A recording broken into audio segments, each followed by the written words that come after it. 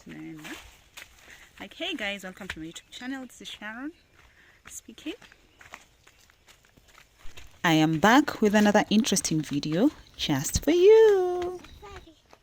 Guys, remember the last time we were planting some things in the farm, and I'm here with the updates. If I can be able to backtrack, I remember we were planting some maize, we planted some beans, we planted some pumpkins and other traditional vegetables, and the results are quite amazing. Look at that pumpkin, guys. It's growing so well. Just look at it, so green, so healthy. It's doing so well.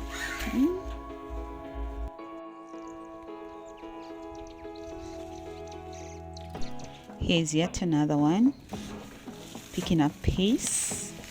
Looks so healthy, no intrusion of insects, because I'd seen some being infested by insects, but these ones are doing good. Yeah. Then we have the leaves of the pumpkin, which have never stopped growing. They always grow. So if I don't manage the situation by plucking at least the newly popped up leaves, then they will fill the whole compound, so I need to regulate them. So these ones I'll just pluck and head on to make a meal out of them, prepare the pumpkin leaves.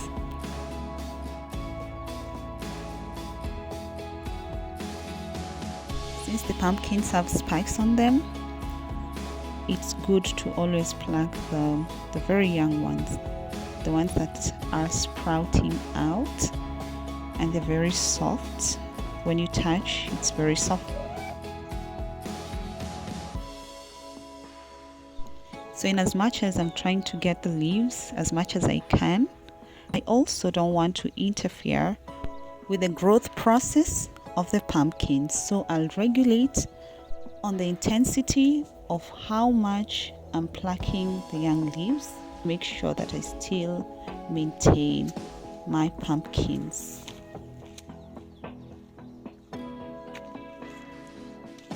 Look at that, guys. They're so healthy. They're really healthy. Yeah. But I'm only getting the very, very soft and young ones at this point.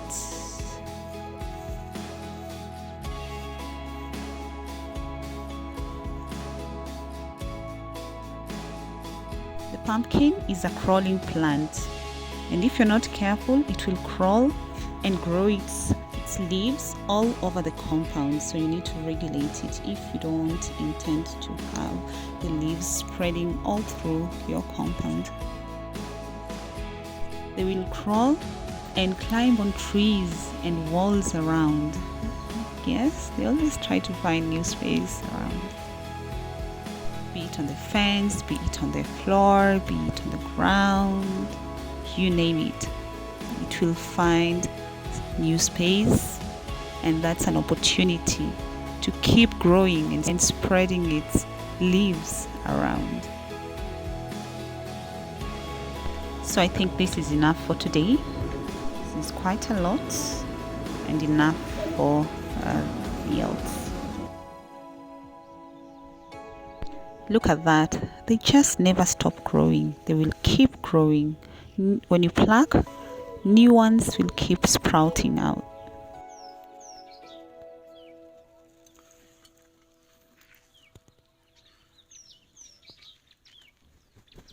Oh my goodness, this is so big, so huge.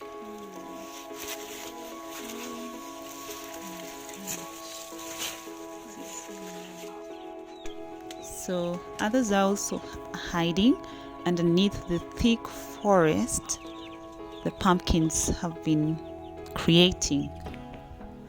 Yeah.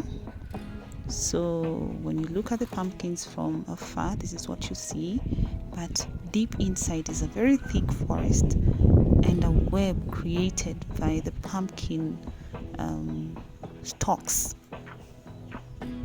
it's almost impossible to pass through, yeah. Guys,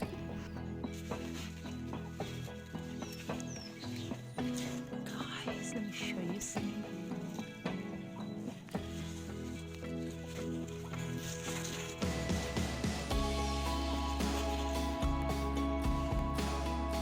This is what I was trying to say. Where the pumpkin lies, there is a very thick web created by the pumpkin stalks. Yes, so here it needs a skill for you to pass through.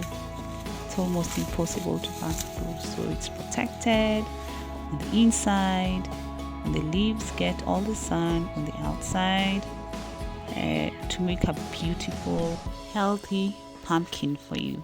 Yeah.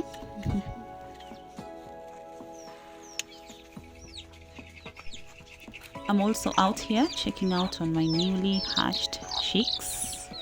So we have a set of chicks newly hatched. One set is only 2 weeks old. The other would be a month old.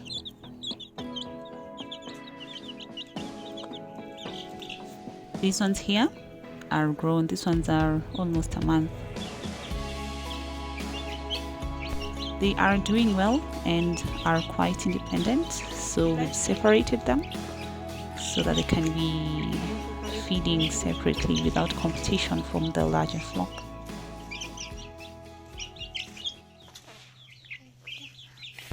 One of them is, however, isolated because we realized that it had a problem.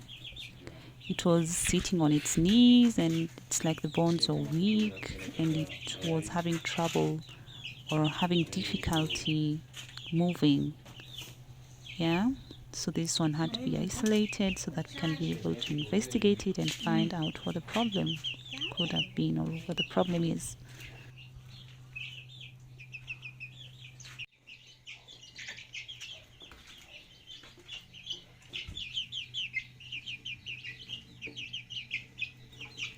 Just have a look at it. It's just seated, struggling to walk. The legs are curved and they look weak, and they're kind of looking at each other.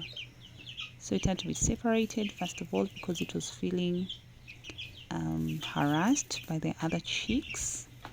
So, and it was competing also for food with the other chicks. The other chicks are quite active and hyper, and they're running up and down, and they're very healthy.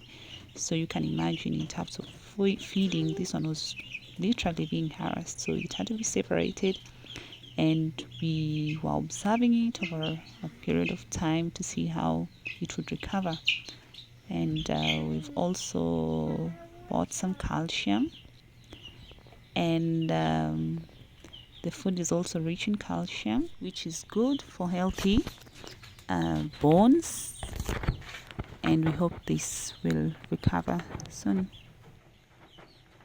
So upon research, this chick is suffering from a disease known as riboflavin, which affects chicks younger than 2 weeks, and it can also affect adult chicken. So if you see this happening to any of your chicken, just know that it's an iron deficiency that needs to be taken care of as early as possible. So for those using incubators to hatch chicks, if the temperature is too high, then the chicks will almost develop this kind of disease, riboflavin. So when you are hatching the chicks, just make sure that the heat is regulated as well. So later on, I was at the salon. This is how African hair is straightened. This is natural hair, and to detangle it, we usually go to the salon for a blow dry. Yeah, this is how we handle our hair, the natural hair.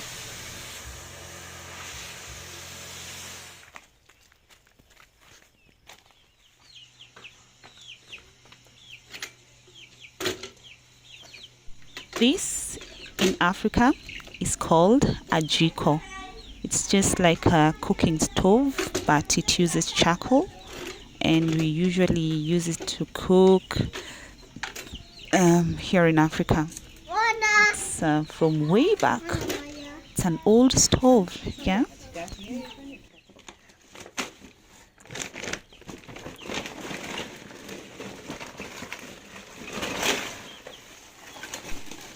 So it's told you it uses charcoal.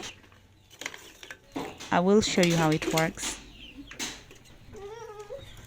I'm trying to light the jiko because we want to cook rice and beans combined, and we call it here githeri. That's the local native language for rice and beans cooked all together.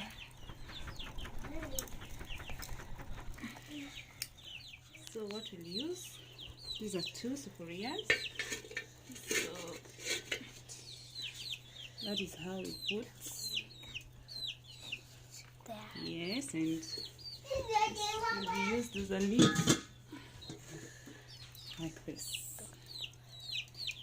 Yeah, so that's a jiko. This is the lid. So we just turn the water and add in our milk.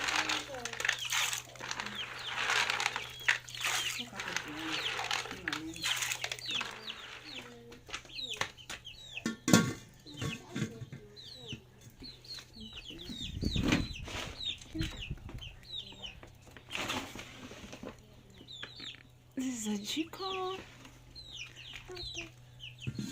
Now this one will be boiling.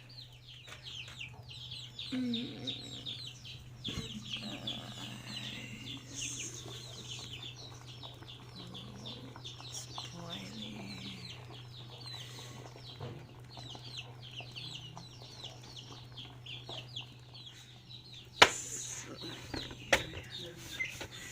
So the beans, and we like using the yellow ones. They're the best. Tons of taste and all that.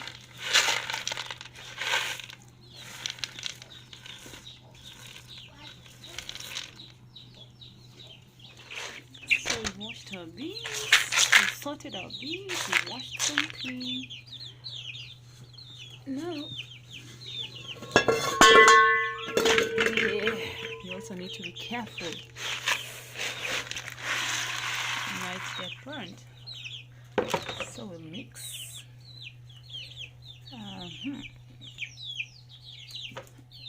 Give it a stir.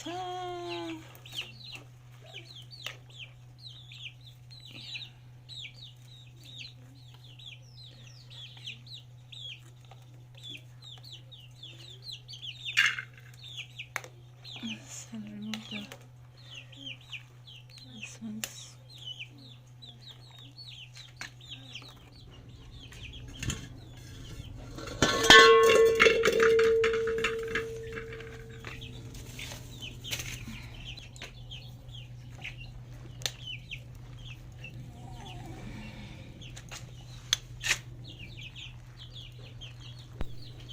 When you're using a jiko, you need to cook from outside because charcoal has carbon dioxide.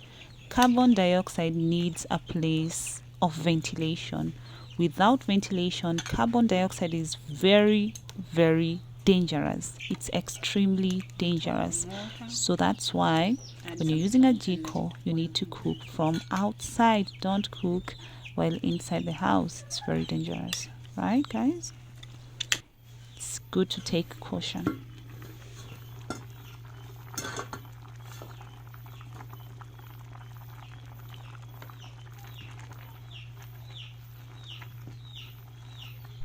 This is enough boiling just to make sure that the beans are ready and the maize is ready as well. So this is a local Kenyan meal called githeri.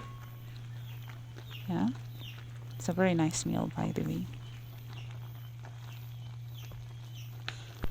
And the wooden spoon is called a mwiko. We use it to make ugali and we also use it in cooking as well, but majorly it's used for making or in making ugali.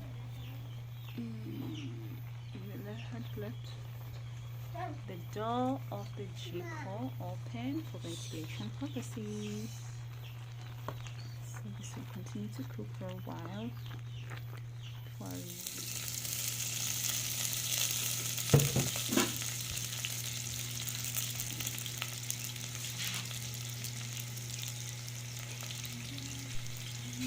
So this is just oil.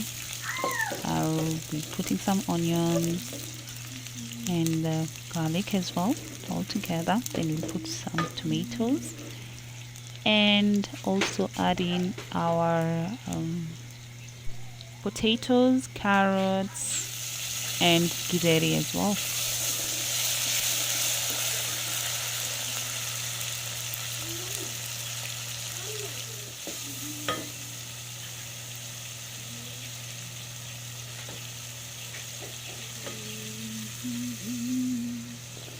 This is what we are adding.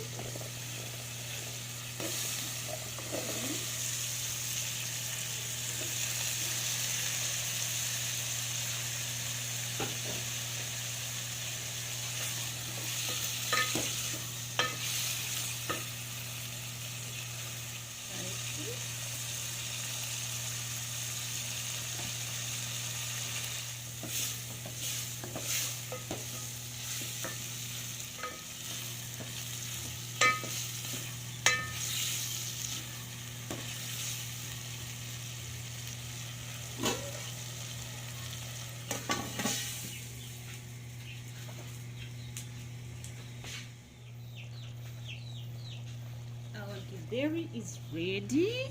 So here's the githeri. Yes, so we are. Yes.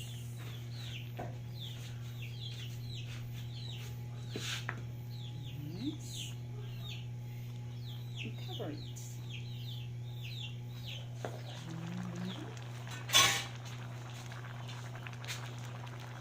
We are adding some grated carrots.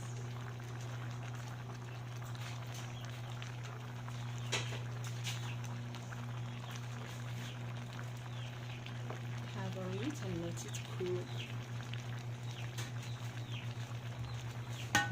Yes. Give it some time. Let it simmer in low heat for all the flavors to mix in.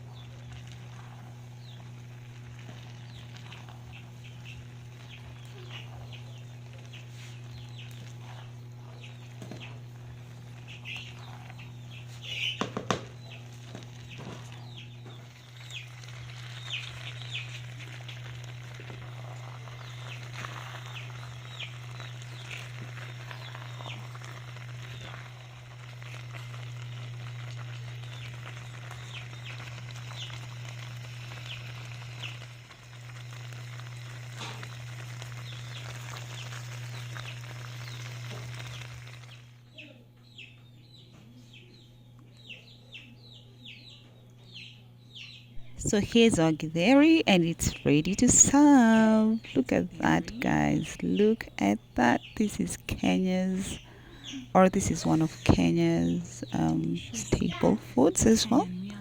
But the main one is ugali. But we also love githeri.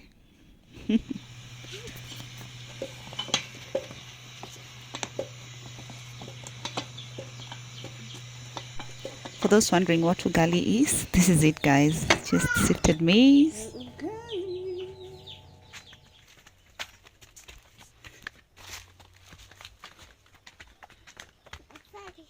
Thank you so much for watching. Just know that I always appreciate you. That was it for now. Have a nice time. If you found the video helpful, you can consider subscribing.